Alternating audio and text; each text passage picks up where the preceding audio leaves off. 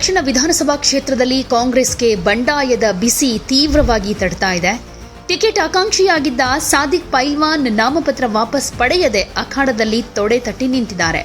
ಪೈಲ್ವಾನ್ ಬಂಡಾಯವನ್ನ ಶಮನ ಮಾಡುವ ನಿಟ್ಟಿನಲ್ಲಿ ಶಾಸಕ ರಿಜ್ವಾನ್ ಅರ್ಷದ್, ಸಲೀಂ ಅಹಮದ್ ನಡೆಸಿದ ಪ್ರಯತ್ನ ಕೂಡ ವಿಫಲವಾಗಿದೆ. ಈ ನಡುವೆ ಗೊಂದಲ ಬಗೆಹರಿಸುವುದಕ್ಕೆ ಮುಂದಾಗಬೇಕಾಗಿದ್ದ ಸಚಿವ ಜಮೀರ್ ಅಹಮದ್ ಖಾನ್ ಕೇರಳಕ್ಕೆ ಹೋಗಿದ್ದಾರೆ. ಬುಧವಾರ ನಡೆದ ಕಾಂಗ್ರೆಸ್ ಶಾಸಕಾಂಗ ಪಕ್ಷದ ಸಭೆಯಲ್ಲಿ ಇದ್ರ ಬಗ್ಗೆ ಚರ್ಚೆಯಾಗಿತ್ತು. ದಾವಣಗೆರೆ ಕ್ಷೇತ್ರದಲ್ಲಿ ಮುಸ್ಲಿಂ ನಾಯಕರು ಜವಾಬ್ದಾರಿಯನ್ನ ಹೊತ್ತು ಪಕ್ಷದ ಅಭ್ಯರ್ಥಿಯ ಗೆಲುವಿಗೆ ಪ್ರಯತ್ನ ನಡೆಸಬೇಕು ಅಂತ ಸೂಚಿಸಿದ್ರು. ಪಕ್ಷದ ಸೂಚನೆಯಂತೆ ಶಾಸಕ ರಿಜ್ವಾನ್ ಅರ್ಷದ್ ಹಾಗೆ ಪರಿಷತ್ ಸದಸ್ಯ ಸಲೀಂ ಅಹಮದ್ ಖಾನ್ ದಾವಣಗೆರೆಗೆ ಹೋಗಿದ್ರು. ಸಾದಿಕ್ ಪೈಲ್ವಾನ್ ಅವರನ್ನ ಭೇಟಿ ಮಾಡಿ ಮನವೊಲಿಕೆ ಪ್ರಯತ್ನ ನಡೆಸಿದ್ರು. ಆದರೆ ಸಕ್ಸಸ್ ಆಗಲಿಲ್ಲ.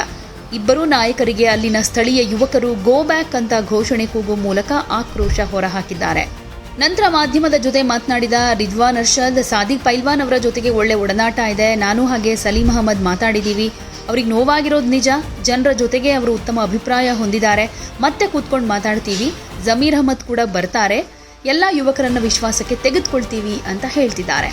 ಆದರೆ ಸದ್ಯದ ಲಕ್ಷಣಗಳನ್ನು ನೋಡಿದ್ರೆ ದಾವಣಗೆರೆಯ ಮುಸ್ಲಿಂ ಸಮುದಾಯವನ್ನ ಕಾಂಗ್ರೆಸ್ ಎದುರು ಹಾಕೊಂಡಿದೆ. ಈಗ ಸಾದಿಕ್ ಪೈಲ್ವಾನ್ ಕಣದಲ್ಲಿರೋದ್ರಿಂದ ಖಂಡಿತ ಇದು ಕಾಂಗ್ರೆಸ್ಗೆ ಬಿಸಿ ತುಪ್ಪವಾಗಿ ಪರಿಣಮಿಸುತ್ತೆ. ಜೊತೆಗೆ ದಾವಣಗೆರೆ ದಕ್ಷಿಣವನ್ನ ಈ ಸಲ ಕಾಂಗ್ರೆಸ್ ಗೆಲ್ಲೋದು ಕಷ್ಟ ಅಂತಾನೆ ಹೇಳಲಾಗ್ತಾ ಇದೆ. ಬೇರೆ ಬೇರೆ ಸಂದರ್ಭದಲ್ಲಿ ರಾಜಕೀಯವಾಗಿ ನನ್ನ ಜೊತೆಗೂ ಒಳ್ಳೆ ಒಡನಾಟ ಇದೆ. ಆ ದೃಷ್ಟಿಯಿಂದ ನಾನು ಮತ್ತೆ ಸಲೀಂ ಅಹಮದ್ ಅವರು ನಾವು ಇಲ್ಲಿ ಬಂದು ಮಾತಾಡಿದ್ದೀವಿ. ಬಟ್ ಸಮಯ ಇಲ್ಲ, 1 ಗಂಟೆ ಆಗೋದು. ಬಟ್ ಸಾದಿಕ್ ಅವರು ಏನು ಹೇಳಿದ್ರು, ಎಲ್ಲ ಕೂತ್ಕೊಂಡು ಜಲ್ದಿ ಸಾರ್ಟ್ ಔಟ್ ಆದರೆ ಮಾಡೋಣ ಅಂತ. ಈಗ ಹೇಗೋ ಸಮಯ ಆಗೋದಿಲ್ಲ. ನೋವು ಆಗಿರೋದು ಅಂದ್ರೆ ನಿಜ. ಬಹಳ ವರ್ಷಗಳಿಂದ ಅವರ ಸತತ ಪ್ರಯತ್ನಗಳು ಇದೆ ಶಾಸಕನಾಗಬೇಕು ಅಂತ. ಅವರು ಒಳ್ಳೆ ಜನರಲ್ಲಿ ಅವರ ಅಭಿಪ್ರಾಯ ಚೆನ್ನಾಗಿದೆ. ಬಟ್ ಅವ್ರು ನಮ್ಮ ಕುಟುಂಬದ ಸದಸ್ಯರು.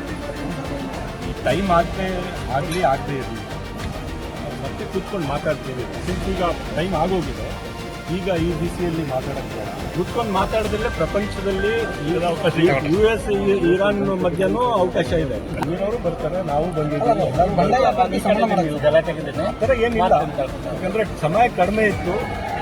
ಪಾರ್ಟಿಯಿಂದ ಒಂದ್ಸತಿ ಸಾದಿಕ್ ಅವ್ರಿಗೆ ಮಾತಾಡಿ ಅಂತ ಹೇಳಿ ಮಾತಾಡಿದ್ದೀವಿ.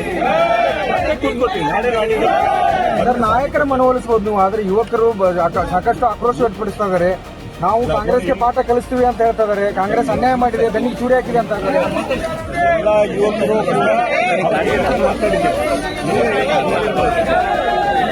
ಉದ್ದೇಶಿಸಿ ಮಾತಾಡಿದ್ದೀವಿ. ಇದಕ್ಕೊಂದು ಪರಿಹಾರ ತಗೋತೀವಿ. ಎಲ್ಲ ಯುವಕರನ್ನ ವಿಶ್ವಾಸಕ್ಕೆ ತಗೊಂಡು ಮಾಡ್ತೀವಿ. ಮತ್ತೆ ಕೂತ್ಕೊಂಡು ಮಾತಾಡೋಣ. ವರಿಷ್ಠರ ಪಕ್ಷದ ಮುಖಂಡರು ಕೂಡ ಅವ್ರಿಗೆ ನೋವಾಗಿದೆ. ಈಗ ಮಾತಾಡಿದ್ದೀವಿ, ಮತ್ತೆ ಮಾತಾಡ್ತೀವಿ.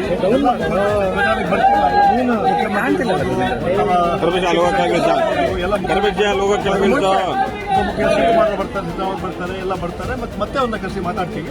ಈ ಸದ್ಯಕ್ಕೆ ಒಂದು ನೋವಾಗಿದೆ.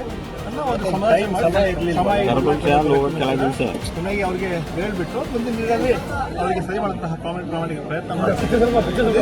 ತೊಂದರೆ ಇಲ್ಲ. ಸದ್ಯಕ್ಕೆ ಇವತ್ತು ಬಂದಿದ್ದೀವಿ. ನಮ್ಮ ಧರ್ಮ, ನಮ್ಮ ಕರ್ತವ್ಯ ಇವತ್ತು ಭೇಟಿ ಮಾಡೋದಕ್ಕೆ ಮನವಿ ಕೂಡ ಮಾಡಿಕೊಂಡ್ವಿ. ಆದರೆ ಅವರು ಭಾವನೆಗಳಿಂದ ಒಳಗಾಗಿದ್ದಾರೆ. ನಾವು ಬರುವ ಸ್ವಲ್ಪ ಲೇಟ್ ಆಯಿತು ಬರುವಾಗ. ಅದರಿಂದ ಮತ್ತೆ ಅವ್ರು ಚರ್ಚೆ ಮಾಡ್ತೀವಿ. ನಮಗೆ ಸಂಪೂರ್ಣ ವಿಶ್ವಾಸ ಇದೆ ಅವರು ಕಾಂಗ್ರೆಸ್ ಪಕ್ಷಕ್ಕೆ ಶಕ್ತಿ ಕೊಡ್ತಾರೆ ಅಂತ. ನಾವು ಏನು ದಾವಣಗೆರೆ ಕೂಡ ಗೆಲ್ತೀವಿ, ಮತ್ತೆ ನಮ್ಮ ಗೆಲ್ತೀವಿ. ಯಾವುದೇ ಸುದ್ದಿಯ ಅಪ್ಡೇಟ್ ಅನ್ನ ಮಿಸ್ ಮಾಡ್ಕೊಳ್ಬಾರ್ದು ಅಂದ್ರೆ ಈಗ್ಲೇ ಒನ್ ಇಂಡಿಯಾವನ್ನ ಸಬ್ಸ್ಕ್ರೈಬ್ ಮಾಡಿ. ನಿಮಗೆ ಬೇಕಾದ ಭಾಷೆಯಲ್ಲಿ ಎಲ್ಲಾ ಸುದ್ದಿ ತಿಳಿಬೇಕು ಅಂದ್ರೆ ಒನ್ ಇಂಡಿಯಾ ಆಪ್ ಅನ್ನ ಡೌನ್ಲೋಡ್ ಮಾಡ್ಕೊಳ್ಳಿ.